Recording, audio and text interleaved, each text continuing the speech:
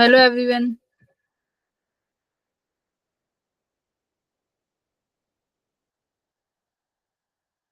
Hello बच्चों।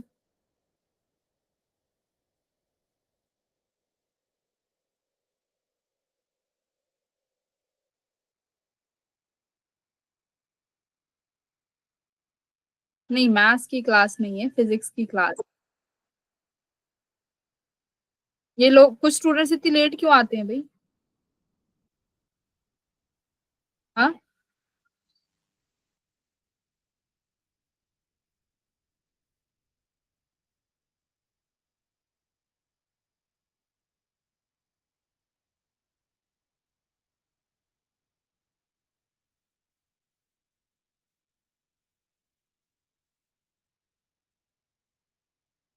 Good evening.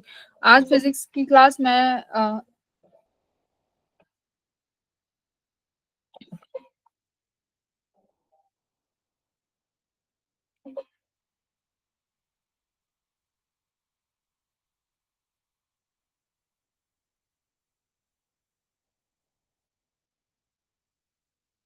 ठीक है, स्क्रीन शेयर हो गई ना? जवाब तो दे ही सकते हो। ठीक है, क्या चल रहा है क्लास में? इलास्टिसिटी वाला टॉपिक पढ़ रहे हैं ना? है ना? तो इलास्टिसिटी वाले टॉपिक में स्ट्रेस स्ट्रेन ये सब पढ़ लिया। Young's modulus.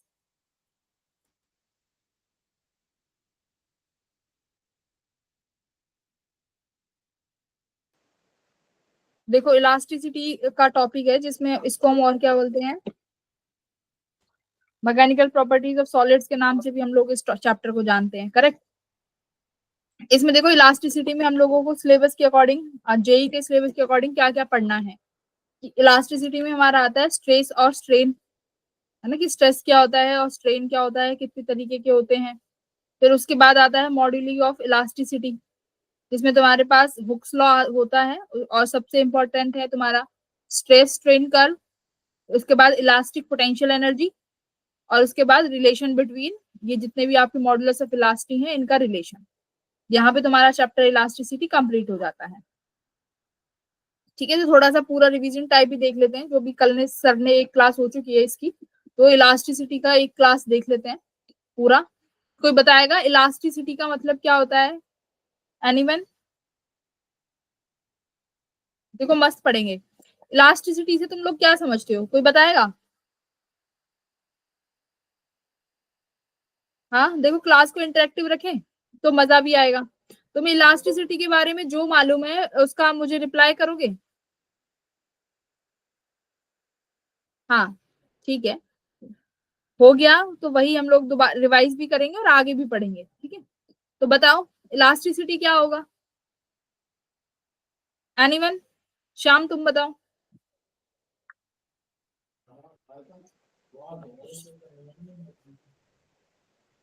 श्याम बताओ, इलास्टिसिटी क्या होता है? Any girl? कोई लड़की?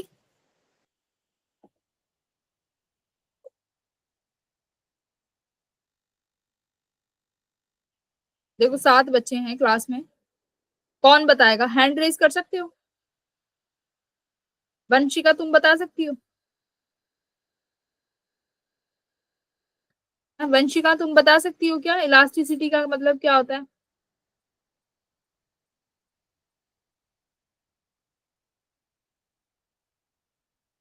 वंशिका, श्याम।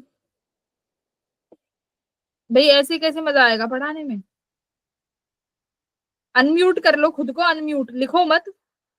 देखो, अनम्यूट मत, अनम्यूट करो तो मजा भी आएगा, है ना। टू वे कम्युनिकेशन होना चाहिए, तो अपने आप को अनम्यूट करो और बोलो। इलास्टिसिटी से तुम लोग क्या समझते हो? इलास्टिसिटी क्या है, ये तो डेफिनेशन यहाँ पे भी लिखी हुई है कि this is the phenomena by virtue of which, and पता नहीं क्या क्या बहुत हैवी वर्ड्स लिखे हुए हैं। डिफॉर्मिंग, फिनोमिना, इसका मतलब क्या है? देखो, इलास्टिसिटी क्या होती है। इलास्टिसिटी एक प्रॉपर्टी है, किसकी? किसी भी ऑब्जेक्ट की, किसी भी बॉडी की एक प्रॉपर्टी है कि जब मैं उस पर एक डिफॉर्मिंग फोर्स लगाऊं, या मतलब मैं जब भी किसी ऑब्जेक्ट पर कोई फोर्स लगा रही हूँ, देखो अगर किसी ऑब्जेक्ट को पकड़ के एक तरफ से फोर्स लगा रहे हैं तो इसका मतलब वो कुछ ना कुछ उसकी शेप में चेंज आएगा, वो है ना, उसकी शेप में कोई चेंज आया जब अब तुमने फोर्स लगाया और इसको खींचा। तो उस फोर्स को जब मैं लगाना बंद कर दूं, मान लो मैंने वो फोर्स को रिमूव कर दिया जो मैंने फोर्स अप्लाई किया हुआ था, तो उस फोर्स को हटाने के बाद क्या बॉडी अपनी एक्चुअल शेप को रीगेन कर लेती है? क्या बॉडी अपनी एक्चुअल शेप को रीगेन कर लेती है? कितना कर लेती है ना? यही क्या है, प्रॉपर्टी है इलास्टिसिटी का। अब कौन आना चाह रहा है भाई इतनी लेट?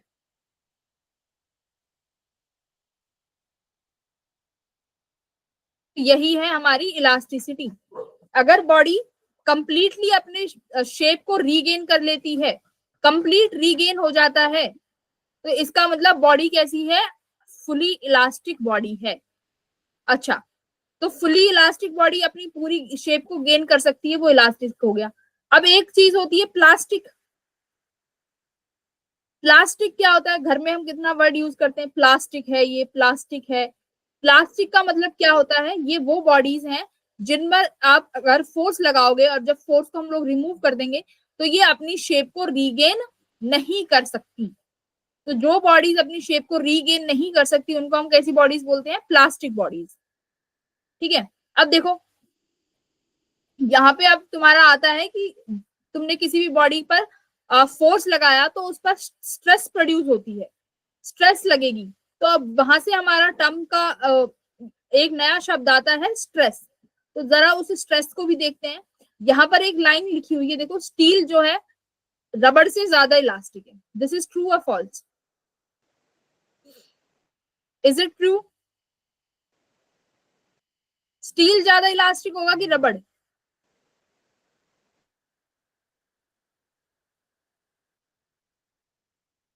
देखो स्टील जो है वो ज्यादा इलास्टिक है।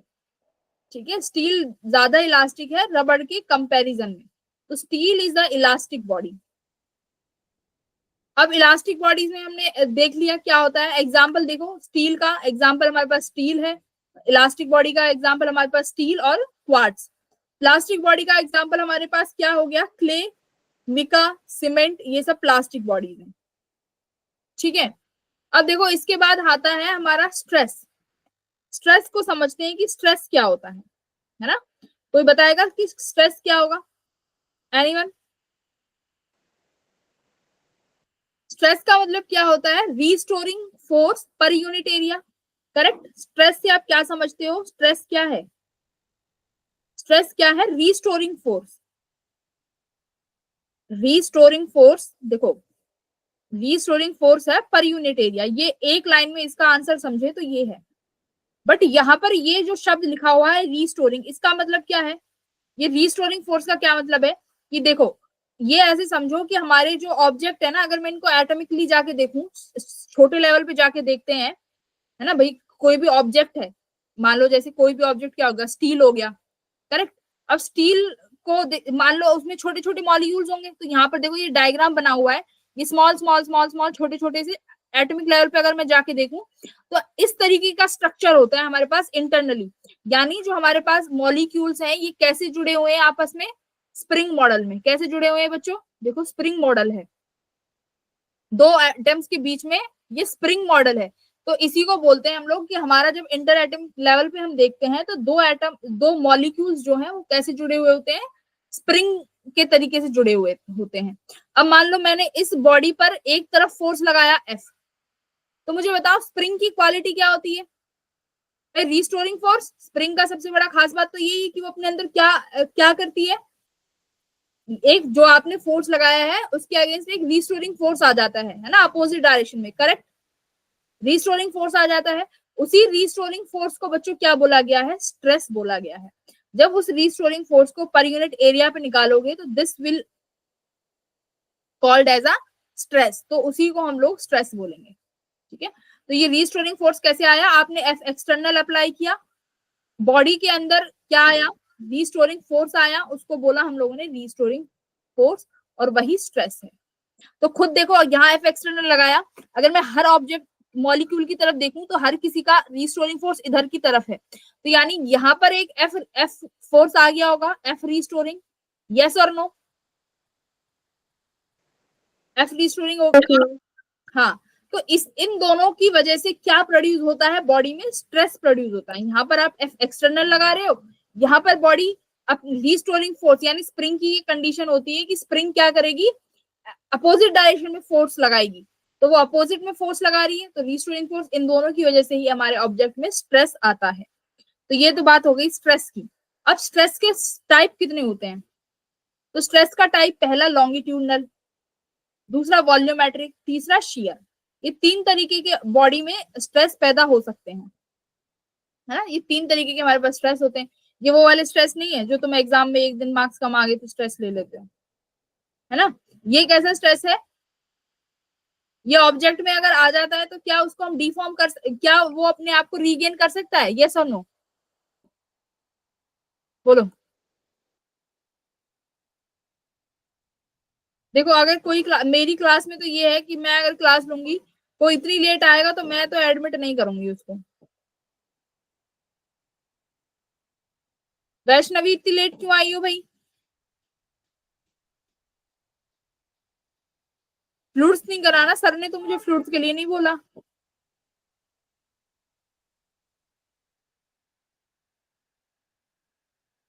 फ्लूट्स का बोलते तो मैं फ्लूट्स कराती, तुम्हारा भी सिलेबस रह रहा है, रुक जाओ, है ना। तो लॉन्गिट्यूडनल स्ट्रेस हो गया, ये वॉल्यूमेट्रिक हो गया, ये शेयर। लॉन्गिट्यूडनल में क्या होता है, हम लोग ऑब्जेक्ट को किस तरीके से पकड़ के खींचते हैं, दोनों तरफ से, करेक्ट, यहाँ से भी और यहाँ से भी, यानी लॉन्गिट्यूडनली, यानी लेंथ के अलोंग आपने फोर्स लगाया तो वो लॉन्गिट्यूडनल हो गया, है ना। अगर उसको बाहर की तरफ फोर्स लगोगे तो क्या बोलेंगे उसको, टेंसाइल स्ट्रेस। अगर उसको दोनों तरफ से कंप्रेस करोगे तो वो क्या हो जाएगा, कंप्रेसिव स्ट्रेस। लॉन्गिट्यूडनल स्ट्रेस में खास क्या बात होती है कि जो फोर्स लगता है वो कैसे लगता है, परपेंडिकुलर टू द एरिया और along the length, correct. Stress में हम लोग फोर्स कैसे लगाते हैं, फोर्स कैसे लगेगा, अलोंग द लेंथ और परपेंडिकुलर टू एरिया।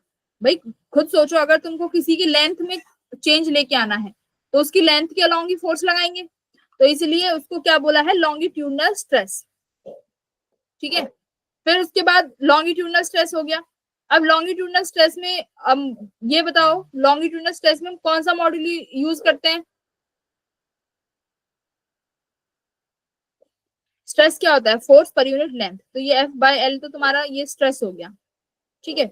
अब ये स्ट्रेस हो गया, इस बॉडी में एक स्ट्रेन भी आती है, स्ट्रेन को क्या बोलते हैं, चेंज इन लेंथ अपॉन में इनिशियल लेंथ, ओरिजिनल लेंथ, ये हमारा स्ट्रेन होता है।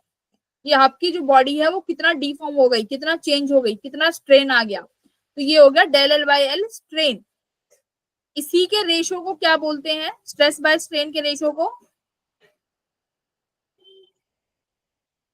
मॉड्यूलस ऑफ इलास्टिसिटी, सॉरी क्या बोलते हैं, मॉड्यूलस ऑफ इलास्टिसिटी बोलते हैं। तो यहाँ पे कौन सा मॉड्यूलस ऑफ इलास्टिसिटी यूज होगा, यंग मॉड्यूलस। कौन सा यूज होगा बच्चों, लॉन्गिट्यूडनल के लिए हमारे पास होता है Young's modulus, correct, Young's modulus use करते हैं। तो स्ट्रेस देखो आपका यहाँ पे, ये फोर्स अपॉन एरिया होता है, sorry this is force upon area, और ये तुम्हारा स्ट्रेन हो गया, तो del L upon L this is equals to gamma. तो ये आपका यहाँ से इक्वेशन निकल के आती है लॉन्गिट्यूडनल स्ट्रेस की, करेक्ट। फिर होता है वॉल्यूमेट्रिक स्ट्रेस। वॉल्यूमेट्रिक स्ट्रेस क्या होता है, जब आपने किसी बॉडी पर जो स्ट्रेस लगाया है वो वॉल्यूम, पूरे उसके वॉल्यूम पे लगाया। अभी तक मैंने क्या बोला था, हम फोर्स लगा रहे थे बस लेंथ पे, वॉल्यूम में क्या होगा, आप पूरे ऑब्जेक्ट पर हर पॉइंट पर फोर्स लग रहा होगा, यानी वॉल्यूम पे, पूरी वॉल्यूम पे फोर्स लग रहा होगा। कोई एग्जांपल दे सकते हो वॉल्यूमेट्रिक स्ट्रेस का, कोई एग्जांपल दे सकता है कि ऐसा कौन सी चीज है कि जिस पर पूरी वॉल्यूम पर फोर्स लग रहा हो। हम्म, एग्जाम्पल दो। भाई बच्चे इतनी लेट क्यों आ रहे हो तुम लोग, डिस्टर्ब कर रहे हो क्लास को।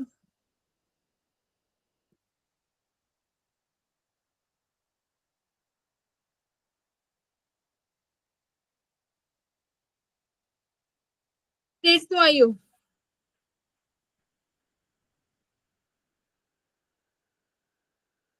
हम लोगों ने पढ़ लिया ना ये वाला शायद ये टॉपिक। तो बताओ वॉल्यूमेट्रिक स्ट्रेस कहाँ अप्लाई होता है, मतलब वॉल्यूम में अप्लाई होता है, एग्जांपल दो कोई।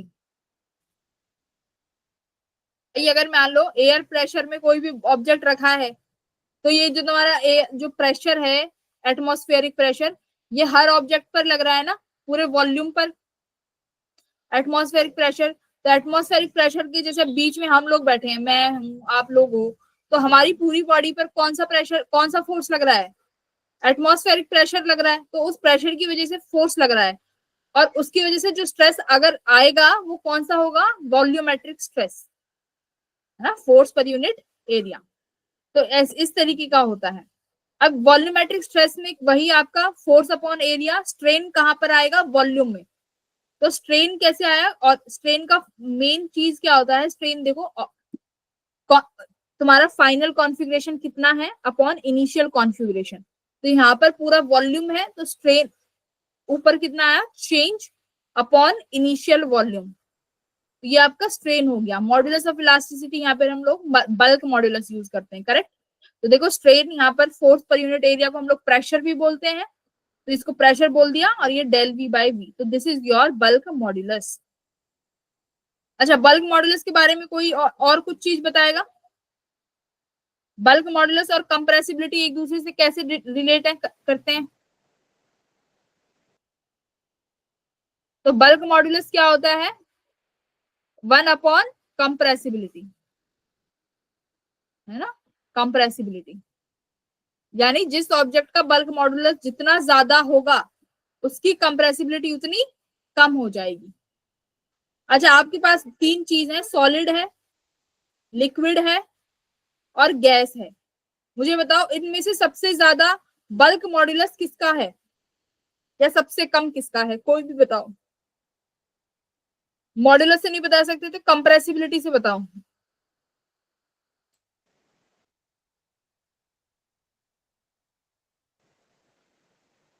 किसका बल्क मॉड्यूलस सबसे ज्यादा है, देखो यहाँ पे। तो बल्क मॉड्यूलस सबसे ज्यादा बच्चों किसका है, सॉलिड का, ठीक है। फिर उस लिक्विड का, और सबसे कम गैस का। कंप्रेसिबिलिटी किसकी ज्यादा हो गई, गैस की, क्योंकि गैस को हम सबसे ज्यादा कंप्रेस कर सकते हैं। भाई लिक्विड सॉलिड को कैसे करोगे, सॉलिड में तो स्पेस ही नहीं है। हम किसी चीज को सॉलिड कब बोलते हैं कि उसके बीच में जो इंटर एटॉमिक स्पेसिंग वो सबसे कम है ना। तो सॉलिड में तो हम कितना ही कंप्रेस कर पाएंगे, हमारे पास जगह स्पेस ही नहीं है। बट गैस कैसी है, गैस में वॉल्यूम बहुत फैले, जो पार्टिकल्स हैं वो बहुत दूर दूर फैले हुए हैं, तो गैस को हम लोग कंप्रेस कर सकते हैं। तो देखो गैस की कंप्रेसिबिलिटी सबसे ज्यादा है, तो गैस की कंप्रेसिबिलिटी सबसे ज्यादा हो गई, तो इसका बल्क मॉड्यूलस सबसे कम हो गया। ये ऐसे याद रखेंगे। उसके बाद क्या आता है, देखो शियर स्ट्रेन, ये तुमने पढ़ लिया होगा, है ना। शियरिंग स्ट्रेस सर ने कराया होगा कवर। शियरिंग स्ट्रेस क्या होता है कि किसी भी ऑब्जेक्ट पर हम लोग फोर्स कैसे लगाएंगे, पैरेलल टू एरिया। ये शियर स्ट्रेस का सबसे बड़ा वो है कि शियर स्ट्रेस क्या होता है। देखो लॉन्गिट्यूडनल में परपेंडिकुलर टू द एरिया था, शियरिंग स्ट्रेस में एरिया के पैरेलल फोर्स लगेगा। एरिया के पैरेलल बोले तो तुम्हारे पास कोई किताब होगी, कोई बुक रखी होगी, एक कोई मोटी सारी बुक लेना, मोटी वाली, उसके ऊपर फोर्स लगाना, तो मतलब तुम उस एरिया के अलोंग फोर्स लगा रहे हो, यानी एरिया के पैरेलली फोर्स लग रहा है। तो वहां पर कौन सा स्ट्रेस प्रोड्यूस होगा, शियर स्ट्रेस। तो उसकी लेंथ में कुछ चेंज आ जाता है, मतलब ये जो लेंथ थी ना पहले ये यहाँ होनी थी, देखो यहाँ पर, बट ये यहाँ ना होके खिसक गई, तो इसी को डेल एल बोला गया है। तो डेल एल अपॉन एल, और इसको फाई से भी निकाल सकते हो। तो डेल एल अपॉन एल ये क्या हो गया तुम्हारा फाई, यानी यही तुम्हारा शियर स्ट्रेन है, ठीक है। उसके बाद आता है हुक्स लॉ। हुक्स लॉ क्या कहता है, हुक्स लॉ कहता है कि हमारे पास ना इलास्टिसिटी में भी एक लिमिट होती है। मतलब जो हम कह रहे हैं ना, इलास्टिक ऑब्जेक्ट है रीगेन कर लेगा, इलास्टिक ऑब्जेक्ट है अपने शेप को रीगेन कर लेगा। तो इसने बोला है कि भाई इलास्टिक ऑब्जेक्ट तो है, बट हर किसी की भी एक लिमिट होती है, हर किसी चीज की एक लिमिट है। तो ऐसे ऑब्जेक्ट की भी एक लिमिट होती है जिसे हम बोलते हैं इलास्टिक लिमिट, यानी सिर्फ इसी लिमिट तक वो ऑब्जेक्ट जो है अपनी बॉडी को 100% शेप को रीगेन कर सकता है ना। इस लिमिट के अंदर अपनी ऑब्जेक्ट जो है अपनी शेप को 100% रीगेन कर सकता है। बट अगर ये इलास्टिक लिमिट क्रॉस हो जाती है तो 100% रीगेन नहीं होता है, there is some amount of change in configuration. तो ये इसको बोलते हैं हम लोग इलास्टिक लिमिट। तो ये इलास्टिक लिमिट कैसे निकालते हैं?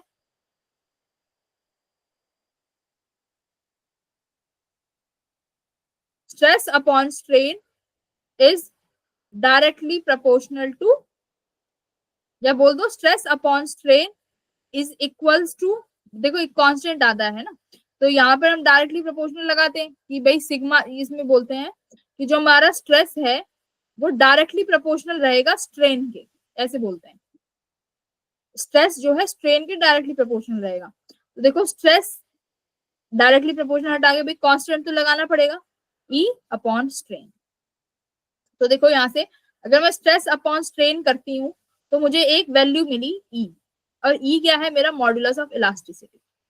मॉड्यूलस ऑफ इलास्टिसिटी हम पढ़ चुके हैं, 3 तरीके के होते हैं, ठीक है। एक यंग्स मॉड्यूलस, बल्क मॉड्यूलस और एक modulus of rigidity. Modulus of rigidity हम लोग किस में यूज करते हैं? शेयरिंग वाले में, शेयरिंग वाले में जो थर्ड केस बनता है, क्लियर? ठीक है, तो ये हो गया हुक्स लॉ। हुक्स लॉ समझ में आया क्या होता है भाई?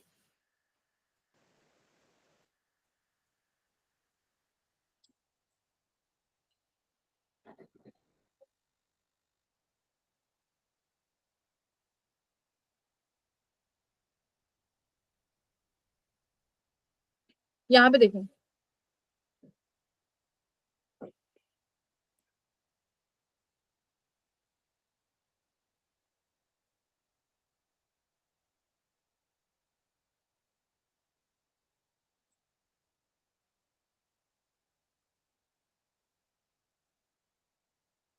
यहाँ पे कर्व है ही नहीं, ये मुझे दिखाना ही पड़ेगा। ये वाला कर्व सर ने अभी नहीं कराया ना? देखो इस कर्व को ध्यान से देखो, जरा ए पॉइंट देखो और बी पॉइंट देखो। ये पॉइंट ए और बी दिख रहे हैं तुम्हें? हाँ, ए पॉइंट और बी पॉइंट को जरा ध्यान से देखो, ये रहा पॉइंट ए और ये रहा पॉइंट बी। ए पॉइंट कौन सा पॉइंट है बच्चों? ये तुम्हारा पॉइंट ए है और ये आपका पॉइंट बी है। ए पॉइंट और बी पॉइंट को क्या बोलते हैं? और फिर सी और डी और ई, ये तुम्हारा कर्व है स्ट्रेस और स्ट्रेन का, ठीक है। स्ट्रेस और स्ट्रेन का कर्व है।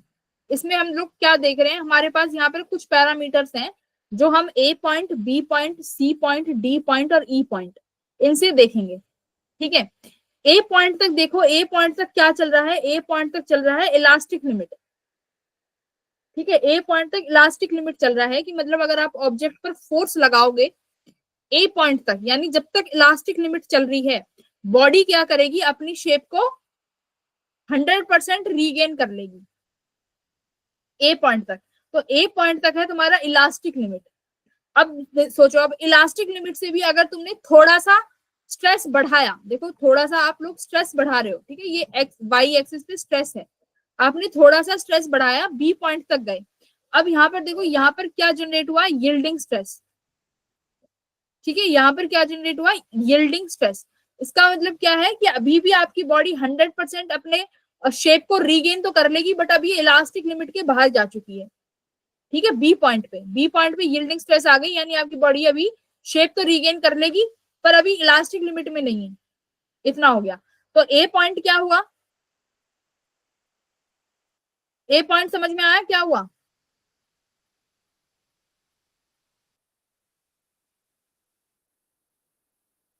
हाँ, तो यहाँ पे क्लियर हो गया। अब देखो ए पॉइंट पर मतलब कौन सा है? ए पॉइंट बताओ, ए पॉइंट पर क्या है? इलास्टिक लिमिट, यहाँ पे लिखती हूँ, ए पॉइंट इलास्टिक लिमिट है। ये स्ट्रेस और स्ट्रेन का कर्व है, बहुत इंपॉर्टेंट है, स्ट्रेस और स्ट्रेन कर्व, ठीक है। बी पॉइंट पर क्या है? Yielding limit. कौन सी है? यील्डिंग पॉइंट बोलते हैं इसको। यील्डिंग पॉइंट क्या होता है कि अभी बॉडी आपका रीगेन तो कर लेगी but not in the elastic, not in elastic limit. उसके बाद बच्चों सी पॉइंट को बताएगा। सी पॉइंट क्या है? सी पॉइंट ये है कि अब आपने अगर स्ट्रेस लगाया है, अब बॉडी में परमानेंटली डिफॉर्मेशन आ चुकी है, देखो अब आपकी बॉडी में परमानेंटली डिफॉर्मेशन आ गया है ओ डैश। तो ये जो आया है ये क्या है, बॉडी अब ओ पे नहीं आ रही है वापस। जैसे ही आपने फोर्स रिमूव करा सी से, मान लो आपने स्ट्रेस लगाया लगाया, अब आपने जब स्ट्रेस अपने फोर्स को रिमूव करा तो बॉडी में परमानेंटली स्ट्रेन आ गया है। तो सी पॉइंट क्या है कि अगर आप स्ट्रेस लगाओगे तो बॉडी जो है 100% रीगेन नहीं कर पाएगी। डिफॉर्मेशन, डिफॉर्मेशन हो चुका है अब बॉडी का, ठीक है। अब आगे बताओ, अब मुझे डी और ई पॉइंट कुछ समझ में आ रहे हैं कि डी और ई पॉइंट क्या कह रहा है। सी इज द डिफॉर्मेशन पॉइंट कि अब तो रीगेन नहीं हो पाएगी 100%। डी पॉइंट क्या कह रहा है, देखो डी पॉइंट कह रहा है कि अगर तुमने छोटी सी स्ट्रेस लगाया ना, बहुत छोटा स्ट्रेस लगाया है, वेरी स्मॉल अमाउंट में स्ट्रेस लगाया है, बॉडी बहुत ज्यादा स्ट्रेन प्रोड्यूस कर देगी। मान लो सी पॉइंट कैसा पॉइंट है, सी के बाद, सी के बाद बेचारा वैसे ही ऑब्जेक्ट मर गया कि वो अपनी बॉडी 100% रीगेन ही नहीं कर पा रहा है। अब आप उससे ज्यादा स्ट्रेस दे रहे हो, मतलब अब भी आप फोर्स लगा रहे हो, तो क्या होगा, बॉडी पर अगर आप छोटा सा भी फोर्स लगाओगे तो वो क्या हो जाएगी, बॉडी बहुत ज्यादा स्ट्रेन प्रोड्यूस करेगी। तो डी पॉइंट क्या है कि स्मॉल अमाउंट के स्ट्रेस पर, स्मॉल अमाउंट स्ट्रेस प्रोड्यूस, बच्चों प्रोड्यूस लार्ज स्ट्रेन, क्या प्रोड्यूस करेगा, लार्ज स्ट्रेन प्रोड्यूस करेगा, करेक्ट। अब देखो जरा, डी पॉइंट तक तो ये हुआ, ठीक है भाई, ये हमारा सी से डी हुआ है, ठीक है, सी टू डी ये हुआ, सॉरी मुझे यहां से लिखना चाहिए, ये सी टू डी है कि अगर आपने सी से ज्यादा लगाया तो ये होगा, सी पॉइंट पे ये बी टू सी हो गया, ठीक है, सी टू डी पे आपका बॉडी जो है ज्यादा स्ट्रेन स्ट्रेन प्रोड्यूस कर जाएगी। डी पॉइंट पर क्या होगा, डी के बाद क्या होगा, अब मान लो डी के बाद भी अगर आप फोर्स लगा रहे हो, डी के बाद क्या हो जाएगी, वायर यानी आपका जो ऑब्जेक्ट है वो फ्लो कर जाएगा, फ्लो करेगा ऑब्जेक्ट, मतलब अब वो नो मोर सॉलिड, मतलब सॉलिड तो है बट फ्लो करने लगा ऑब्जेक्ट, सेमी सॉलिड बोल सकते हो, फ्लो कर रहा है ऑब्जेक्ट डी पॉइंट पे, ठीक है। डी पॉइंट पे देखोगे ऑब्जेक्ट फ्लो करना शुरू कर दिया, इसको बोलते हैं फ्लो, ठीक है, और ब्रेकिंग स्ट्रेस भी बोल सकते हो, ठीक है। ई पॉइंट क्या है, ई को बोलते हैं हम लोग fracture point, E is the fracture point, मतलब यहाँ पर आके तो वायर, अब क्या करा तुमने, डी डी के बाद भी अगर आप स्ट्रेस लगा रहे हो, डी के बाद भी आपने स्ट्रेस अप्लाई करी तो आपकी वायर क्या हो जाएगी, यानी आपका जो भी ऑब्जेक्ट है वो टूट जाएगा, तो इसको बोलेंगे फ्रैक्चर पॉइंट। अब एक बहुत खास बात है, डी से ई वाला जरा ध्यान से देखो, डी से ई वाला जो ये गैप है ना, ये सबसे ज्यादा इंपॉर्टेंट है, जो तुम 10th क्लास में पढ़ के आए हो मैम, डक्टाइल होते हैं कुछ ऑब्जेक्ट, कुछ ऑब्जेक्ट मैम ब्रिटल होते हैं, पढ़े हैं ना 10th क्लास में। डक्टाइल क्या होता है कि जिनको आप क्या कर सकते हो, बहुत लंबी लंबी वायर्स बना सकते हैं, है ना, जैसे गोल्ड, गोल्ड का क्या होता है कि मैम छोट एक इतना सा 1 ग्राम गोल्ड से हम लोग 10 किलोमीटर लंबी वायर बना सकते हैं, गोल्ड इतना ज्यादा डक्टाइल है। तो वो कहाँ से पता चलेगा डक्टाइल, तो डक्टिलिटी किसी भी ऑब्जेक्ट की देखनी है तो स्ट्रेस और स्ट्रेन कर्व में आप डीई वाला ग्राफ देखो कितना ज्यादा है, तो जितना डीई वाला डिस्टेंस होगा उतना उसका मतलब है कि ऑब्जेक्ट का ब्रेकिंग पॉइंट आ गया है, बट वो ब्रेक नहीं हो रहा है, डी को ब्रेकिंग पॉइंट बोला जाता है कि this is the breaking point, but object अभी भी ब्रेक नहीं हो गया, फ्लो करना शुरू कर दिया। तो जितना ब्रेकिंग पॉइंट और फ्रैक्चर पॉइंट, डी को आप ब्रेकिंग पॉइंट भी लिख दो यहाँ से, ऑब्जेक्ट जो है फैलना शुरू कर देगा पर टूटेगा नहीं। तो डी और ई में जितना डिस्टेंस होगा वो ऑब्जेक्ट उतना ही ज्यादा डक्टाइल होगा, ठीक है। लेकिन जैसे अगर ऑब्जेक्ट डी पॉइंट पे आके मान लो ई पॉइंट यहाँ आ गया, तो यहाँ पर देखो ऑब्जेक्ट को हम ज्यादा डक्टाइल नहीं कर सकते, तो ऐसे ऑब्जेक्ट क्या होते हैं, ब्रिटल, लेस डीई कर्व, ठीक है। अगर डीई कर्व बहुत छोटा है तो ये ऐसे ऑब्जेक्ट क्या होंगे, ब्रिटल। डक्टाइल में डीई कर्व क्या होगा, ज्यादा। कर्व सब समझ में आया, ये कर्व बहुत इंपॉर्टेंट है बच्चों। तीसरी चीज होती है इलास्टोमर्स। इलास्टोमर्स क्या होते हैं बताओ, केमिस्ट्री में पढ़ा है, बहुत इंपॉर्टेंट है। इलास्टोमर्स क्या होते हैं, व्हाट इज इलास्टोमर्स?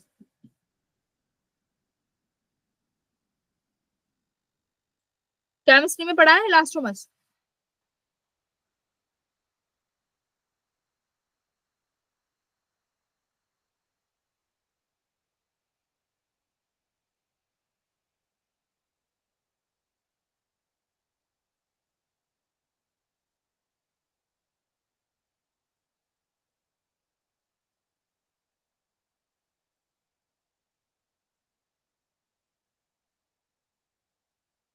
देखो, इलास्टोमर्स का कर्व कैसे आता है, बहुत इंपॉर्टेंट है।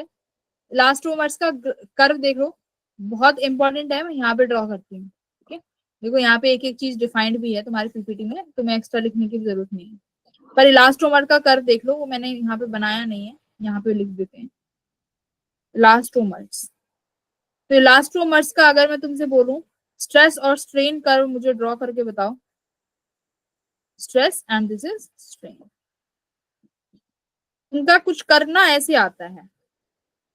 तो ये कर्व क्या कहता है, इलास्टोमर्स कैसे ऑब्जेक्ट होते हैं, देखो इन मटेरियल्स को हम बहुत स्ट्रेन प्रोड्यूस करा सकते हैं, मतलब स्ट्रेच कर लो इनको,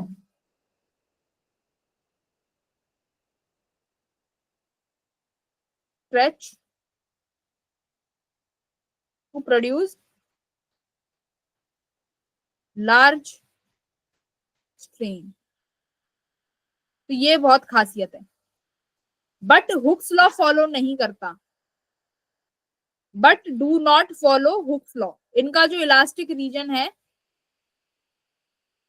elastic region do not follow Hooke's law. तो हुक तो इलास्टोमर्स को इसलिए अलग कैटेगरी में रखा। इलास्टोमर्स को अलग कैटेगरी में क्यों रखा, क्योंकि ये हुक्स लॉ फॉलो नहीं करते हैं इलास्टिक रीजन में भी। इलास्टिक रीजन मतलब कि एक पॉइंट तक इनमें भी क्या होगा कि अपनी 100% रीगेन तो करेंगे, बट उस इलास्टिक लिमिट में भी हुक्स लॉ फॉलो नहीं करेंगे, मतलब स्ट्रेस जो है स्ट्रेन के डायरेक्टली प्रोपोर्शनल रही रहेगा। ठीक है, तो ये दो बहुत इंपॉर्टेंट पॉइंट है। और ये ग्राफ तो तुम्हें याद रखना है, ये ग्राफ किसका होता है, इलास्टोमर्स का। अच्छा चलो, ये वाला ऑब्जेक्ट का मुझे आंसर करो फटाफट, जल्दी आंसर करो, आगे भी बहुत चीजें करानी है। पॉइजन रेशो भी कराना है, करो करो। Steel is use in the construction of building and bridges, true और फॉल्स? क्या हम बिल्डिंग और ब्रिज बनाने के लिए स्टील यूज कर सकते हैं कि रबड़ यूज करेंगे? कहीं देखा है तुमने रबड़ की बिल्डिंग्स बन रही हैं? No ma'am. स्टील क्यों यूज करते हैं? क्योंकि स्टील क्या है, स्टील का हमने क्या बोला कि इनका जो ब्रेकिंग पॉइंट है वो बहुत देर बाद आता है ना। तो इसलिए ये इनको इनको यूज करा जाता है बिल्डिंग्स और ब्रिजेस बनाने के लिए, क्योंकि ये इलास्टिक हैं।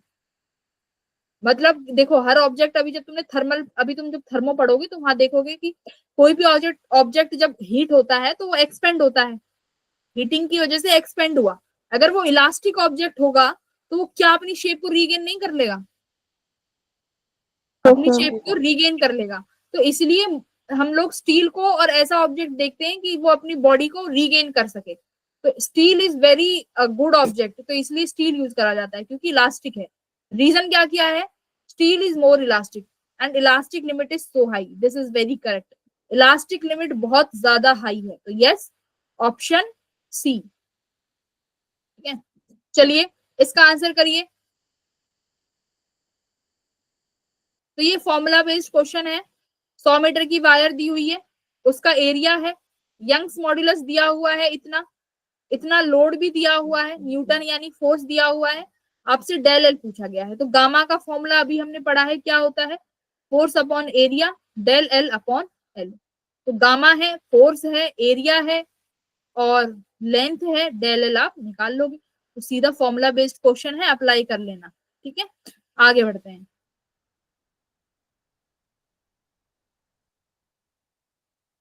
ये वाला देखो, ये भी पीवाईक्यू है 2023 का। क्या कह रहा है कि एक वायर है जिसकी लेंथ एल है, रेडियस आर है, उसको एक एंड से बांध दिया, while the other end of the wire is pulled by a force F। मतलब कि कोई वायर है, इस तरीके से एक तो क्लैंप कर दिया, इसकी लेंथ एल है वायर की, और इसको एक एंड से हम लोग पुल कर रहे हैं एफ फोर्स से। इसकी लेंथ बढ़ जाती है, कितने से बढ़ गई, एल से बढ़ गई। एक दूसरी वायर है जो सेम मटेरियल की है, ये दूसरी वायर है, मान लो ये भी स्टील है, सेम मटेरियल, ये भी स्टील है। इसकी लेंथ कितनी है इनिशियली, 2L। इसका रेडियस कितना है, 2R, इसका रेडियस R था, ठीक है। अब इसको हम लोग बच्चों 2F से खींच रहे हैं, तो मुझे ये बताओ इस वायर में कितना डेल एल आएगा, डेल एल बताना है, स्ट्रेस।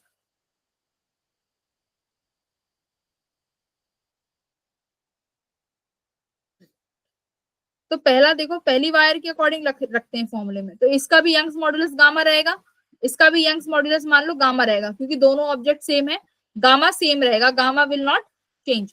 तो गामा क्या होगा भाई, पहली वायर के लिए F, length force upon area, तो एरिया कितना है इसका आर, तो हम क्या लिख सकते हैं, पाई आर स्क्वायर।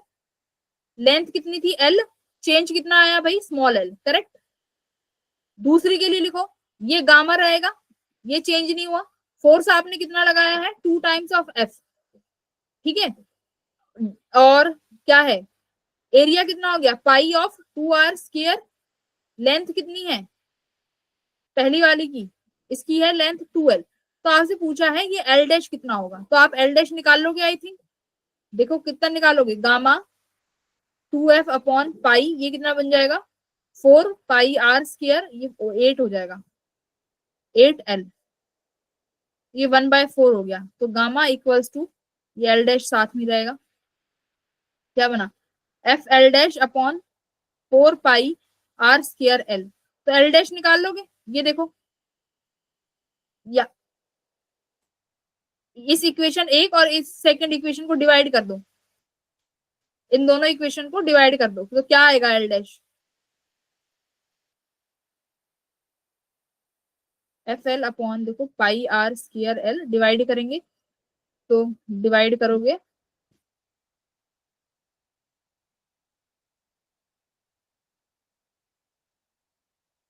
Equals to 1।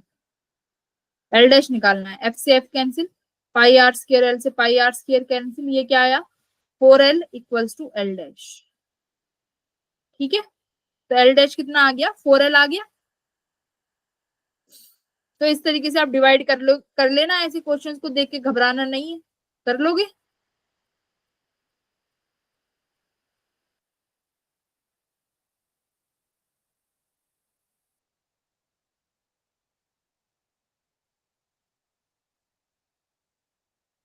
हाँ, एक बार ना इनको क्या करना, एक बार इसको चेक, एक बार इसकी कैलकुलेशन चेक कर लेना। वो लेंथ, अच्छा लेंथ 2R है ना, 2L है ना इसकी, फोर्स भी हमने 2F लगाया है, अरे बाप रे, ये 2F है तो 2 2 जा 4, 4 2 जा 8 हो जाएगा, 1/4 सेकेंड। कैलकुलेशन एक बार चेक कर लेते हैं, ये हमने 2L, ठीक है, पाई R स्क्वायर, एफ से एफ कैंसिल, एल से एल कैंसिल, ये 4 हो जाएगा, 2 2 जा 4।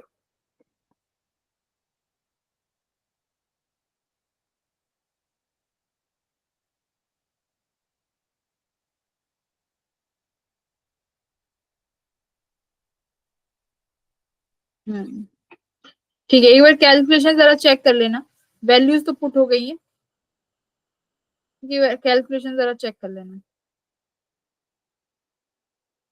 कॉन्सेप्ट क्या था, गामा सेम रहेगा बस, गामा विल रिमेन सेम। ये वाला करो, ऐसे ही ये है, ये होमवर्क क्वेश्चन है, ये घर से ट्राई कर लेना।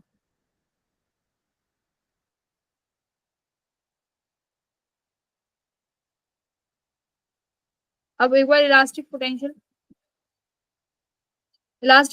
एनर्जी पढ़ते हैं, इलास्टिक पोटेंशियल एनर्जी क्या होती है, ठीक है। इलास्टिक पोटेंशियल एनर्जी क्या होगा भाई,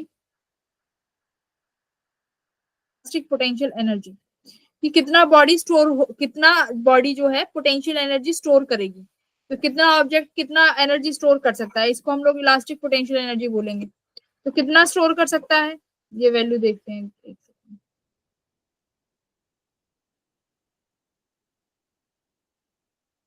ये रहा, इसमें आता है।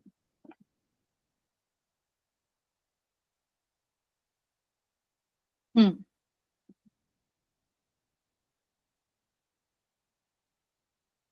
देखो,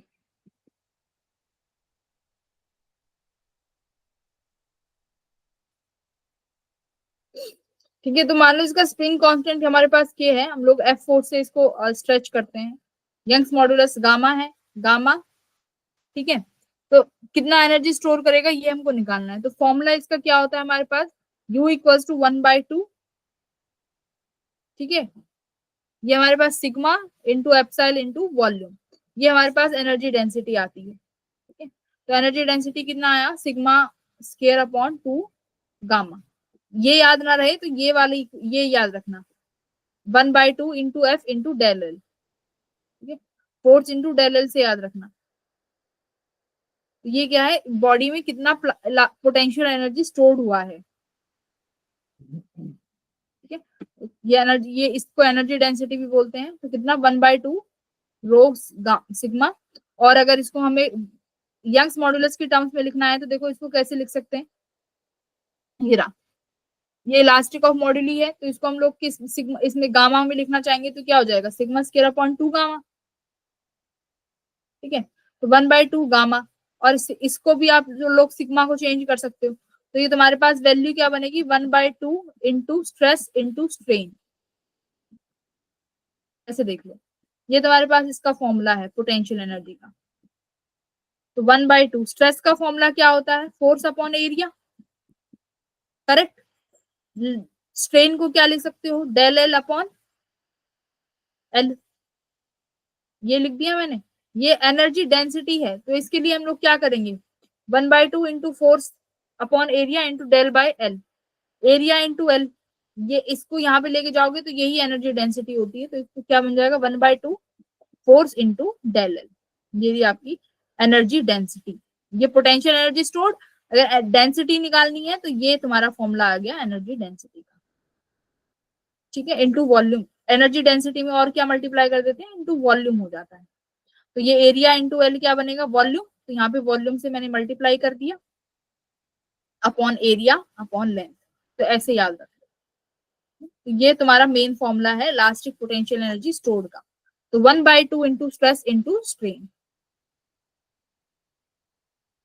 देखो ये वाला क्वेश्चन सॉल्व करो।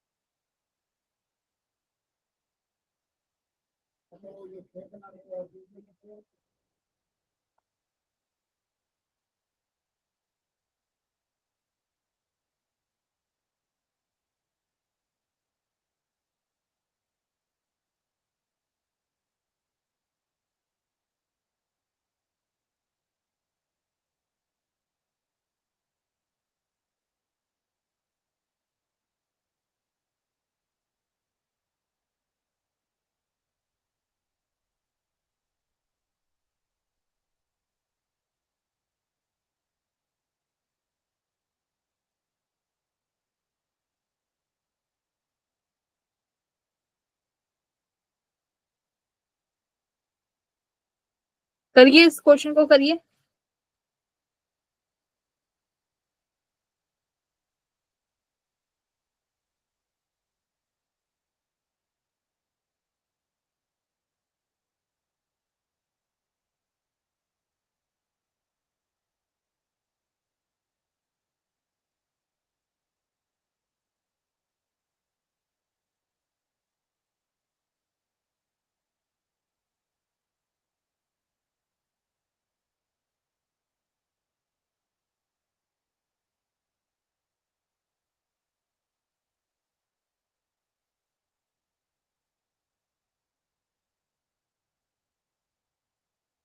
भाई आंसर अब देखो क्या कह रहा है कि एल्युमिनियम की रॉड है जिसका आपको यंग्स मॉडल दिया हुआ है, वो किसी उसको स्ट्रेन मिलता है कितना, 0.04%। तो पूछा है कि बताओ कितना एनर्जी उसने स्टोर कर लिया होगा, तो वही वैल्यू पूछी है। तो एनर्जी स्टोर का फॉर्मूला देखो, एनर्जी का फॉर्मूला होता है 1/2 into strain into strain, per unit volume में अभी मैंने बताया था कि वॉल्यूम से मल्टीप्लाई कर देते हैं या उन चीज को यहाँ पर ले जाओ, तो ये कितना बना 1/* स्ट्रेस इंटू स्ट्रेन। ठीक है, अब गामा अगर स्ट्रेन से करोगे तो ये वाला फॉर्मूला तुम्हारा बन गया, सीधा वैल्यू रख दो यहाँ पे। स्ट्रेन कितना गिवन है उसमें देखो, यंग्स मॉडुलस गिवन है। देखो स्ट्रेस को क्या लिख सकते हो यहाँ पे, देखो इन्होंने क्या किया है, फॉर्मूला देखो, मेरे पास वैल्यू होती है gamma, sorry energy density, energy का बात करते हैं, सिर्फ एनर्जी का फॉर्मूला क्या होता है 1/2 force, sorry stress into strain, बस ये मेरे पास सिंपल सा फॉर्मूला है। ठीक है, ये फॉर्मूला है। अब इसने पूछा है पर यूनिट वॉल्यूम, तो जरा एक बार देखो 1/2 स्ट्रेस इंटू स्ट्रेन, ये फॉर्मूला पर यूनिट वॉल्यूम का हो जाएगा। ठीक है, अब स्ट्रेस को क्या लिख सकते हैं, अभी हमने इलास्टिक लिमिट में पढ़ा था, स्ट्रेस अपॉन स्ट्रेन किसके बराबर है, इलास्टिक लिमिट। तो यहाँ पे इलास्टिक लिमिट आपका यंग मॉड्यूलस है, यानी तो आपका स्ट्रेस किसके बराबर हो गया, गामा स्ट्रेन के। तो स्ट्रेस का कहीं पे भी वर्णन नहीं था, कोई भी इक्वेशन या कोई भी फॉर्मूला नहीं था स्ट्रेस का, तो मैं इस स्ट्रेस को चेंज कर लूंगी स्ट्रेन में, तो ये क्या हो गया गामा इंटू स्ट्रेन का स्केयर, और ये मेरी क्या आ गई एनर्जी डेंसिटी। ठीक है, तो 1/2 यंग्स मॉडुलस की वैल्यू गिवन है 7 × 10⁻10, स्ट्रेन का परसेंटाइल गिवन है 0.04%, उसकी वैल्यू रख दो परसेंटाइल में, अपॉन 100 कर दो, तो ये आपकी एनर्जी स्टोर्ड आ गई पर यूनिट वॉल्यूम। ठीक है, तो ये तुम्हारा सीधा सीधा फॉर्मूला बेस्ड क्वेश्चन था। आई थिंक किसी को अगर कोई प्रॉब्लम है तो पूछ लो। पॉइजन्स रेशो सिलेबस में नहीं है, तो हम लोग पॉइजन्स रेशो नहीं पढ़ेंगे। ठीक है, तो तुम्हारे सिलेबस में जो चीजें थी वो हम लोगों ने कवर कर ली हैं। जरा एक बार इस क्वेश्चन को सॉल्व करोगे, ये वाला क्वेश्चन करोगे एक बार।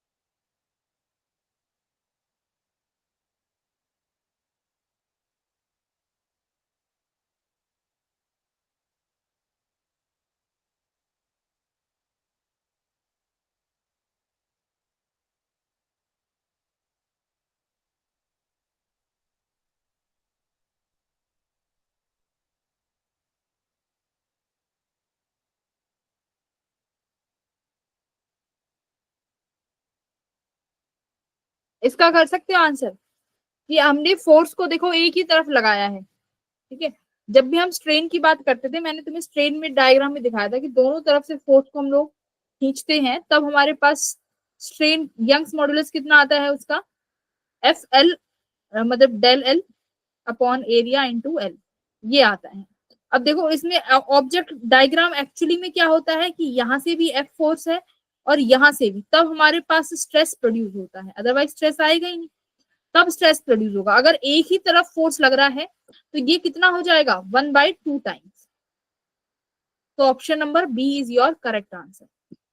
देखो ये 1/2 हो गया ना, क्योंकि एक ही तरफ लग रहा है, अगर ये दोनों तरफ हो जाता तो ऑप्शन नंबर डी वाला करेक्ट हो जाता। तो ये छोटी छोटी चीजें हैं, पेपर में याद रखना है। जरा ये वाला देखो,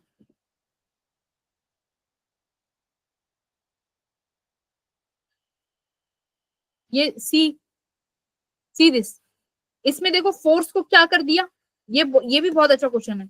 ये देखो यहाँ पर पूछा है कि बताओ इलोंगेशन कितना आएगा, तो आप मेरे को जरा एक बात बताओ, यहाँ से भी आप F फोर्स से खींच रहे हो और यहाँ पर भी F फोर्स से लगाया, क्या बॉडी में कोई स्ट्रेन प्रोड्यूस हो सकता है, एक बार बताओ। ये पेन है, ठीक है, या फिर इसको मैं क्या मानू, स्टील बना लो या कुछ भी, जो भी ऑब्जेक्ट जो एलोंगेट हो सके, इलास्टिक बॉडी, मैं इसको आगे से भी F फोर्स से खींच रही हूँ, और पीछे से भी इसको F4 से उतना ही कंप्रेस कर दे रहे हैं, तो क्या इलोंगेशन मिलेगा? तो इस No, केस में ma'am. इलोंगेशन कितना आ गया? 0। हमेशा याद रखना जब भी स्ट्रेस प्रोड्यूस होता है तो डायग्राम में एक फोर्स ऐसे और एक फोर्स ऐसे, दोनों अपोजिट डायरेक्शन में आने चाहिए। तब दोनों फोर्स अपोजिट डायरेक्शन में होते हैं, उसकी वजह से गामा हमारा FL/A तब आता है, ये डेल एल इंटू एल, ये तब आएगा। तो यहाँ पर देखो कितना आ गया? 0 आंसर, तो ये 0 हो गया। ठीक है, तो ऐसे ही है। आई थिंक तुम्हारा ये सिलेबस, ये चैप्टर कंप्लीट है। Poisson's ratio is not in our syllabus, वो हम लोग नहीं पढ़ेंगे। तो अगर इस चैप्टर में कोई भी प्रॉब्लम है तो you can ask anyone. Very good everyone.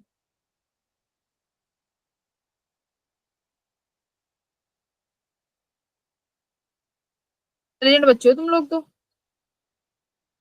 तुम लोगों में से जेई के लिए कौन कौन प्रिपेयर करेगा? फ्लूइड कल से स्टार्ट करा देंगे सर, डोंट वरी। ठीक है, अच्छी बात है, ये सॉलिड आता है तो इम्पोर्टेंट चैप्टर है। नहीं नहीं, लिक्विड को हम लोग कंप्रेस कर सकते हैं। लिक्विड इज इनकम्प्रेसिबल, ये गलत हो जाएगा शाम। Liquid is compressible and solid also. Solid को भी कुछ हद तक कंप्रेस, मतलब पर एज कंपेयर टू गैस वो बहुत कम हो जाता है ना। कंपैरिजन करने पे this is very less, but आप शॉर्ट शॉर्ट कह रहे हो कि नहीं हो सकता, तो वो गलत है। यस, फ्लूइड कल भाई, कल से शुरू हो जाएगा। शिवम, शाम, टेंशन मत लो। अच्छा, जेई के मैम लिए आज कौन ही कौन? करें कल से भी? हाँ, कल से सर आ जाएंगे होपफुली। तो आप लोग कल से फ्लूइड पढ़ सकते हो। अच्छा, मुझे ये बताओ, आप लोगों में से कौन कौन जेई के लिए प्रिपेयर कर रहा है? आई थिंक सारे ही। अच्छा, शाम। तो देखो, मैं तुमको यही बोलूंगी कि जो बच्चे 11th में अभी पढ़ रहे हो ना, तो अपना 11th का जितना भी पोर्शन है ना थ्योरी, तो कम से कम कंप्लीट करके चलो। क्योंकि 12th में बच्चे क्या करते हैं, 12th में 11th सोचते हैं हम 12th का भी कर लेंगे 11th का भी कर लेंगे, वो नहीं हो पाता है। क्योंकि अभी मैं 12th के बैचेस लेती हूँ, तो उसमें बच्चों के साथ यही दिक्कत आती है। तो तुम लोगों के साथ ये दिक्कत ना हो। हाँ अंशिका बोलो। हाँ ठीक है। तो कोई भी अगर दिक्कत ना हो 12th में तुम्हें आगे जाके, तो इसीलिए अपने 11th के चैप्टर्स पे अच्छे से ग्रिप बना लो। तुम्हारे सर जो भी पढ़ाते हैं उनके अच्छे से नोट्स बनाओ, लॉन्ग टर्म के लिए बनाओ, कि 12th में भी उन्हें पढ़ सको। है ना, ये तुम्हें ये तो है नहीं कि बस पास कर लिया और ठीक है फाड़ दो कॉपियां। तो ऐसे नोट्स बनाओ जो तुम्हें 12th में भी काम आए, 11th के। बार बार नए नोट्स ना बनाने पड़े, इस तरीके से डिजाइन करो उन्हें। अगर अभी नहीं बनाए हैं तो तुम्हें जो फरवरी में जो भी 1 महीने 1.5 महीने की छुट्टी मिलती है, उसमें अपने नोट्स कंप्लीट कर लेना। ठीक है। यस। और मैं ये और यही कहना चाहूंगी, नोट्स बनाओ, थोड़ा ग्रिप बना के चलना स्टार्टिंग से ही 11th पे, तो 12th में इजी हो जाएगा। ठीक है, चलो बच्चों, bye bye everyone, good night. तुम लोग बोल भी सकते हो अपना माइक माइक अनम्यूट करके। इतना